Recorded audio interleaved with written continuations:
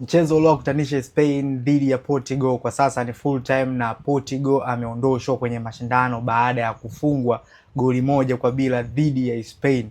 Spain walikuwa na game bora sana, hata Portugal naye pia alikuwa na game bora sana. Haikuwa game ya kusema labda inatumia nguvu sana au kutumia spidi kubwa sana, na badala yake ikawa ni game ya tactic na game ya kiufundi zaidi. Ufundi wa mchezaji binafsi, ufundi wa kitimu na ufundi wa kimbinu ndio uliokwenda kuamua hii game. Na hata ukiangalia mechi ilikuwa inavutia sana hata kuitazama, kwa sababu hailikuwa haina matumizi mengi ya nguvu. Mikel Merino ndiye aliyeweka utofauti na kuwafanyikisha Spain kwenda raundi inayofuata baada ya kufunga goli. Licha ya Portugal kuwa ni moja ya miongoni mwa timu ambazo zina safu bora ya kiungo, lakini ile safu ya kiungo ilikuwa dominated na safu ya kiungo ya Spain.